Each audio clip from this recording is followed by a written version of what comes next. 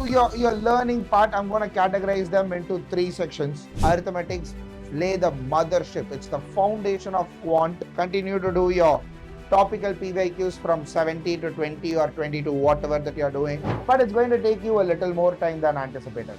Let's say someone solves this question in 2 minutes. It's going to take 4 minutes. In November, you will do a minimum of 6 to 8 again. That's 25 marks. Already did 18. Now another 6 to 9 marks. We're looking at 24 to 27 marks. Another 4 months to CAT, and you're probably wondering what should be your plan for the next 4 months. And honestly speaking, your plan varies from person to person depending on when you started your preparation. And in this video, let's talk about what you should be doing for the next 4 months. Hello folks, I'm Bhaskar, and in this video, we're going to talk about 120 days to CAT and what you should be doing. So to begin with, we are looking at 4 months of prep: August, September, October, November. And your plan is obviously going to change depending on where you started. So I'm going to give you one briefing on your two types of people who started quite some time back, and you're probably finished some 50 to 60, 70% of the syllabus.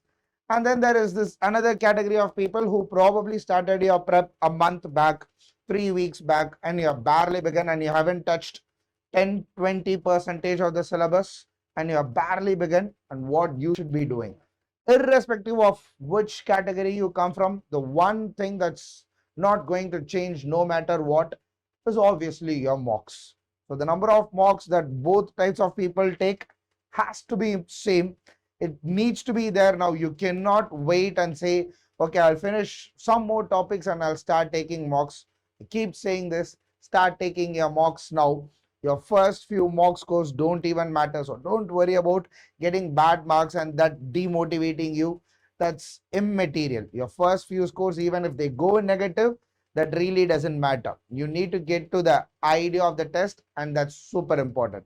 So to begin with, when you talk about August, now if you are someone who has covered more than half of the syllabus, now your learning part, I'm going to categorize them into three sections: what you learn, what you practice, and how many mocks you take.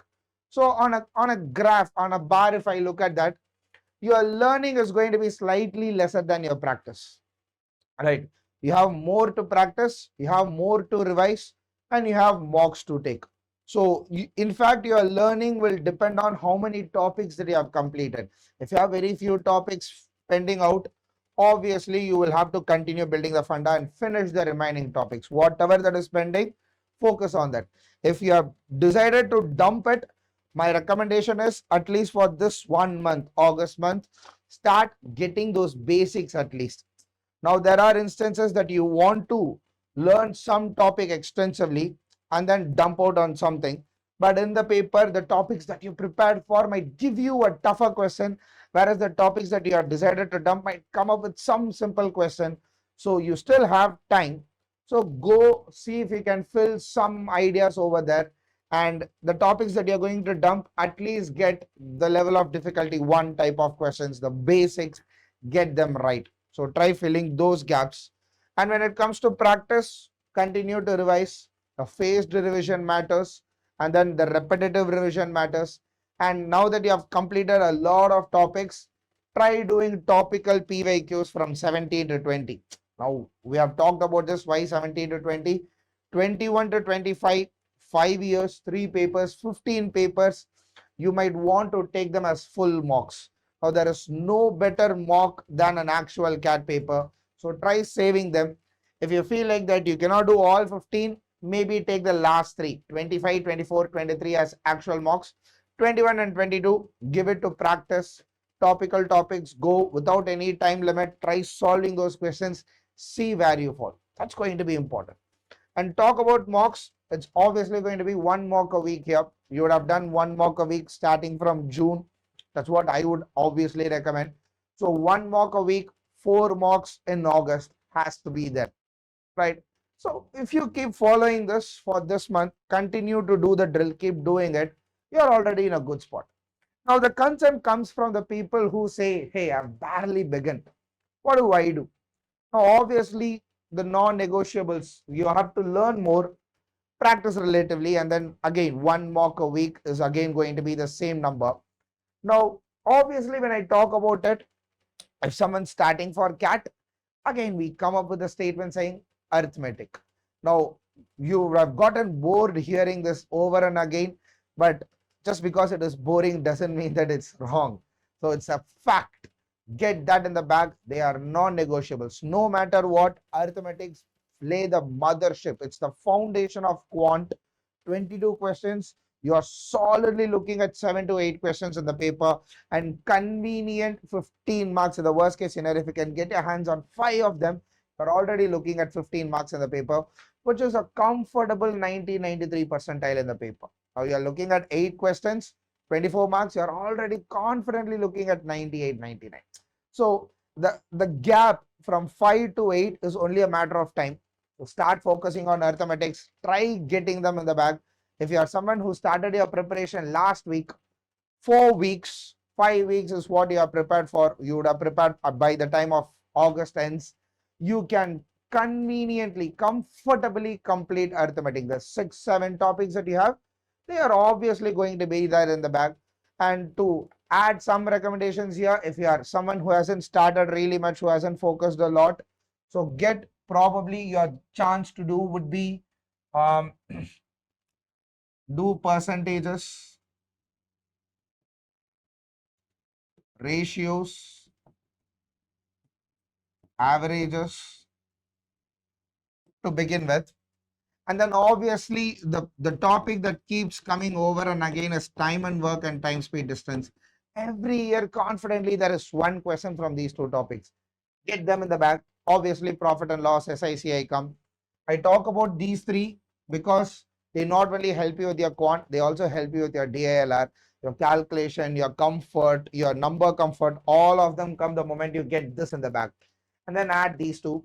Add some, even though if algebra is going to come late, start adding linear quadratic equations in the beginning, because no arithmetic question comes without a linear or a quadratic equation in it.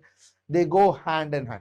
So get that in the bag. So the moment you do that, your practice has to be phased revision. You have lesser topics to revise because you haven't done a lot of topics until now. So, but whatever topics that you learn, you keep learning it over and again. So you finish percentages and ratios, you do percentages. While preparing for ratios, you go revise percentages. When you finish ratios and then go to averages, you will do percentages and ratios. When you go to the fourth topic, you will do the first 3 topics. When you go to 5, you do 4. So take two topics, three topics at a time to revise. Keep reiterating it over and again until it nauseates you, until the fact that you look at a question and then you get and say, hey, I know this method. This is what I'm going to do. Lesser topics, more comfort. The clarity is better now. So the more and more you revise in this 1 month, ensure that you're super comfortable and become a superhero when it comes to arithmetic. Whatever question that comes, you should be able to crack it. You should at least be able to understand what the question says. So you have to get to that comfort. Try getting that, keep doing it over and again. Of course, the amount of time that you take compared to what someone who started earlier has to be more. If someone who started 4 months back does 2 hours a day, now you might want to do 5 hours a day. You might want to do 4 hours a day bare minimum.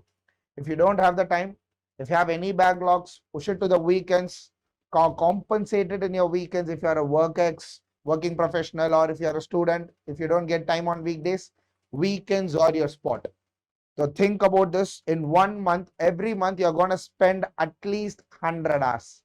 100 hours a month, 4 months, you're looking at 400 hours. There is no reason why you should falter if you can spend this time. Right. So moving forward, mocks again, you will also be doing 1 mock a week. Again, these first 4 mocks, if you haven't taken any mocks, if this is your first mock in August, it really doesn't matter what your scores are. In fact, until the day you say, I've gotten the gist of this test, I know a few topics, I've got some topics in the bag, I'm good. At that point is where your scores start to matter. So don't worry about the mocks in the initial phase, at least in August, because in September is where you start worrying about them. So moving forward, when you talk about September, again, for people who have been doing quite some time now, obviously your mocks number increase, your practice increases, your learning curve decreases slightly. What do you learn? Obviously, if there are any gaps, go do that. If there are any pending topics, do that. If there are any gaps from mocks, you take a mock, you do the analysis, you see a gap. If there is some learning that's missing, you go fill that. Despite for per se, if you have completed simple interest, compound interest, and you are still not certain about difference between CI and SI for 2 years or 3 years, and then you see a question, now that is a moment for you to realize, okay, I did not revise this. Let me go back and fill that gap. Or if you have missed out on a concept, now is the time for you to go fill that gap, right? Those analysis that you get from mocks is where you go and do all the gap filling. That's important. When it comes to practice, continue to do sectionals, start doing sectionals, continue to do your topical PYQs from 70 to 20 or 20 to whatever that you're doing. Start your sectionals. Remember, sectional scores do not reflect mock scores. Now, when you do a sectional, you might probably get more scores, more questions in the back than when you do a mock. You need to understand, when you take a full length mock, you are looking at quant after almost an hour. You're already exhausted. You have done 2 RCs and then at least 1 or 2 sets, and then you come to quant, you are exhausted. Even if your mind knows that question, it might not pick it at that moment. Sectionals are a way to, how do I put it? It's a way where you can analyze how well you have done something than how well you are doing that paper. It's the learning that it's what it is testing, not your prep for this section. You need to understand that your scores in sectionals might be great just because you do like 4 or 5 sectionals and you consistently do 7, 8 questions in every sectional, doesn't mean that it will reflect in mock. Mock is different, sectional is different. This is to build endurance. Your mock is to build endurance. The sectional is to build confidence. It is to build knowledge about the topic over and again. So do a few sectionals every now and then if you're feeling comfortable around it, or if you are saying, hey, I'm good with it, let me do full length mocks every time, even then that's not a problem. In September, come September, you will be doing 1 to 2 mocks. An ideal number that you have here is somewhere around 6 to 8 mocks. That's the number. Think about doing somewhere around 6 to 8 mocks, which will typically be 2 mocks a week. Some alternate weeks will be 2 mocks, and then other alternate weeks will be 1 mock each. That's minimum 6. If you can do 2 mock a week in a gap of 3 days. The recommendation is always 3 days gap between mocks. Minimum 2 days has to be there, because you take a mock, you need to spend time on analysis. Now, the moment you take a mock, you cannot do analysis. You need to take rest and then come back, do it with a fresh mind. So 2 days over. On alternate days, you can probably take a mock. Maximum 3 mocks a week, not more than that. The recommendation will always be 3 per week at the max. Minimum 1, maximum 3. If you can do 4 or 5, exhaustion will start hitting you and your analysis quality might dip down. So keep that in mind when you take mocks. Now, when it comes to someone who has started recently, again, you'll be doing the same number of mocks as usual. Now, by this September, you should have completed arithmetic, maybe in the first 2 weeks of September. That's your deadline. 5 to 6 weeks is what you have. You might want to rush through it. You might want to push yourself through this and get this done. So the moment you do that, go for algebra or geometry. Obviously, the recommendation will be algebra, solely because of the weightage. Algebra gets you more questions than geometry. On your best day, you get 4 questions from geometry, and sometimes you might get something on trigonometry, coordinate geometry, which you might not be comfortable with. Algebra, you're looking at inequalities, quadratic equations, modulus, functions, one way or the other. Get them in the bag, at least to a certain extent. Reserve this for later. Focus on algebra first, then come to geometry at some point. I will never say never dump something unless or until you are super uncomfortable with it.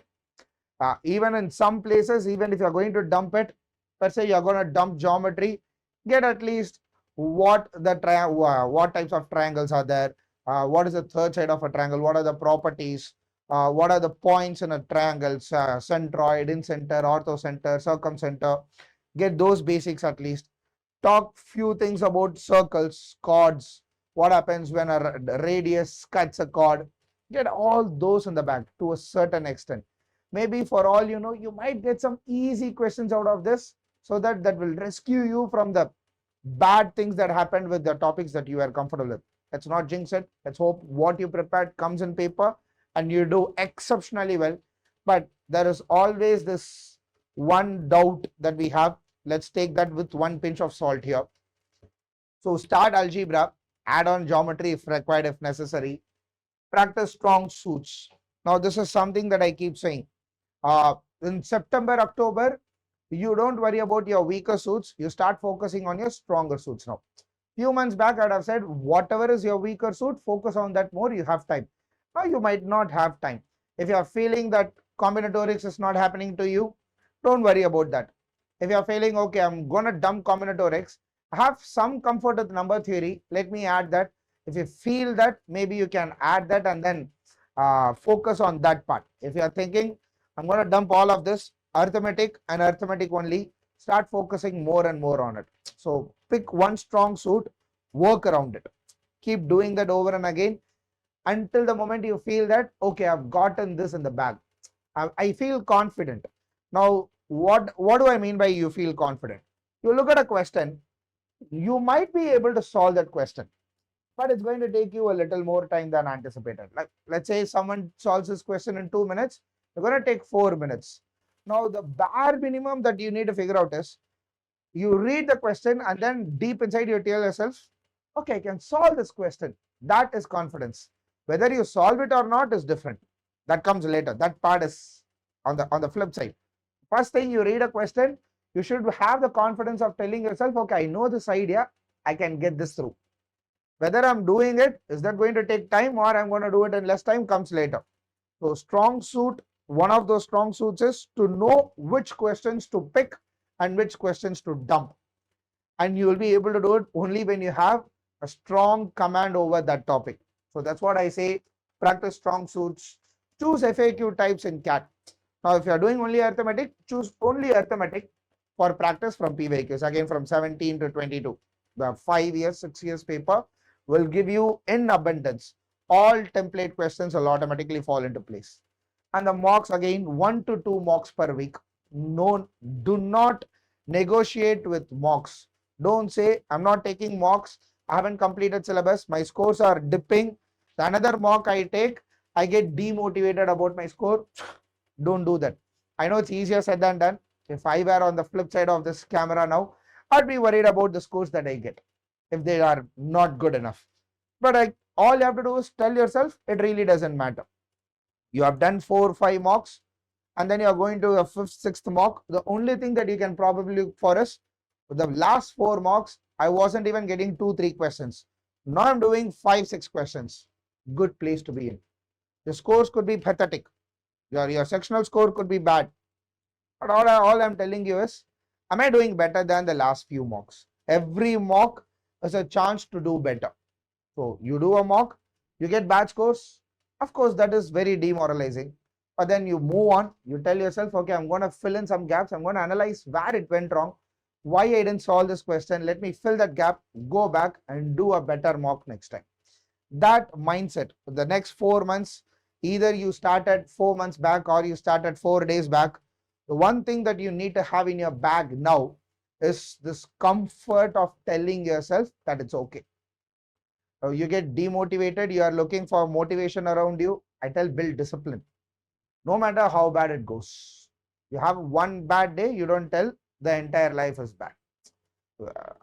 End of the day, this is not the only exam that you are looking for. This is not the end of the road eventually. But everything said and done, you are putting in a lot of effort here. So once again, let's hope that things go well, but don't put yourself down no matter what happens. Stepping forward and then moving forward, let's look at October. When I look at October here, again, you are doing way more mocks than learning or practice.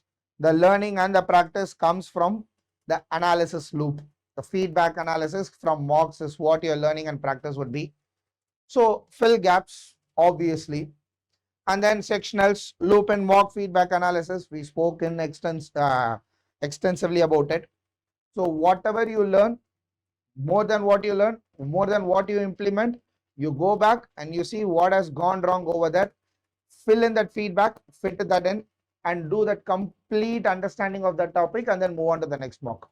From October, the only way that you learn something is you take a mock, You look at the gap and then you feed it in and then you go back.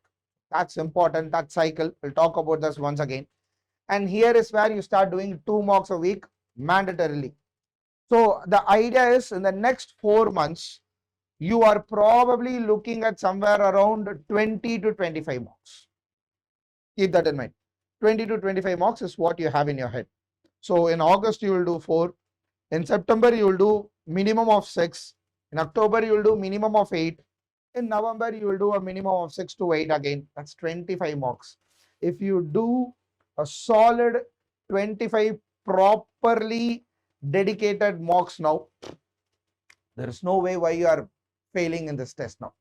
If your mocks, you sat 2 hours completely for this and you did a dedicated analysis and then you went in and did another mock, you keep doing this 25 times, now that's better. You do 21 days, it becomes a habit. I'm telling you, do it 25 times, it becomes practice, right? So when it comes to someone who has started late, now there is no big difference in October. When it comes to October, November, all of you are just filling gaps. So if you can add something, if you feel like, okay, I've done something here, I want to add something more, I'm feeling comfortable about it. Whatever you did earlier, try filling the other one. If you can add number theory. Combinatorics is not heavily recommended by people because on your best day, you might probably get 1 question. The series, AP, GP, you might probably get 1. But then combinatorics, on your best day, you get a maximum of 1. There are times where you didn't get any questions. So on a weightage perspective, for such a vast topic, the outcome is not really great. The returns aren't great. People usually don't recommend it. So if you want, add number theory. Personal suggestion, add a little. Again, it helps you in DILR once again. So hang on tight when it comes to this. Practice again, same. You can take sectionals now because you would have solved considerable amount of topics and then you would have done enough questions and practice. Now probably you can take a few sectionals to see how well you are performing with respect to your practice. Again, not with respect to your score, with respect to your practice. 2 mocks a week again. There's nothing changing here. But then when it comes to November, November is where both, irrespective of whether you started late or you started early, it really doesn't matter. Fill gaps, avoid adding new topics. Now, sometimes what people do is they start a very new topic in the month of November. Now, you can, I'm never saying no to it, but the recommendation will always be don't do that. Whatever you want to learn, ensure that you wrap it up by October. November is all about practice. You don't want to add a new topic unless or until you catch a type of question that has been occurring over and again, but then you have dumped this topic, you haven't touched this topic at all, but then this type of question has been occurring every now and then, maybe you can go to that. But again, the risk to reward ratio might not be great. Don't overdo it. That's a recommendation. But then if you feel like that you can add something a little more, no one's stopping. If you're feeling comfortable about it, do that. Loop in mock analysis feedback. That's all. There is nothing to practice. You take a mock, that is your practice. And then your practice will be whatever feedback that you get, whatever analysis gave you, you give it as feedback to your prep. Again, you practice that again. Any type of questions that you have missed out on, you go back and revisit it. Mocks, 2 to 3 mocks per week. Now, a recommendation that again I personally give you is that do not take any new mocks. Do not take any mocks in the last week. Last 4-5 days, the test is happening on 29th. Ensure that you wrap up your mocks, everything by 23rd or 24th, the latest. Why do I say this? A psychological impact. Let's say you do a mock on 27th. I have seen people do this. I've seen people say this to me. They come and tell me, I took a mock on 28th night. I got a very bad score. I didn't feel good. And they had slot 1. You will carry the baggage. Last 3-4 days, keep it free. So typically you're talking about 3 weeks here.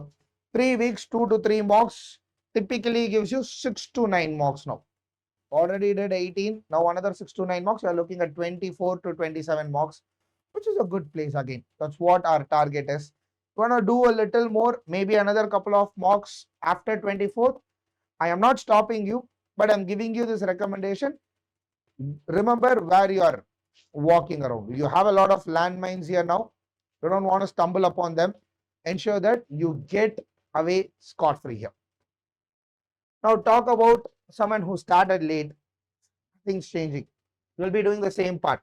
Every learning, every practice will be filling gaps, analysis, feedback, mock. Nothing's changing. Follow the system, follow the pattern. Again, standard number from here, irrespective of what you did all this while until July 31st, it doesn't matter what you did, August to November, whether you started early or you started late, 400 hours, 450 hours is what you are looking at. 100 hours a month. Target that. 100 hours a month is roughly 3 hours a day. It's not too much. Especially if you are determined to crack this test now, you might want to spend more time with this. So plan on this, plan wisely. That's important. Now the quick look at a mock analysis. So what do I mean by this? You take a mock, you attempt it, and then after this attempt, you analyze the mock. You see what went wrong, what type of questions that you missed out on. Why did you spend more time on a question? Was it because you didn't know how to process, or you got stuck, bad calculation, error log, or this is a topic that you didn't even know? Figure out that, maintain that error log. For mocks, exclusively dedicate an error log for every mock. What type of question that you made a mistake, what went wrong, what should have been done better, and most importantly, even the questions that you got right, see what better you can do. For instance, if you have gotten a question right, good, you gotten 3 marks, nice, but analyze that as well. Why? See if there is some other way to solve a question, if there are some other logical approach to that question that might save time. Or see, you would have probably spent 7-8 minutes to that question. We are looking for methods that would reduce time to increase efficiency. So that's what the analysis here is. Then followed by that is finding gaps. What gaps did you have? You find the gap, and then again after that you go fill it. Obviously you are missed out on something.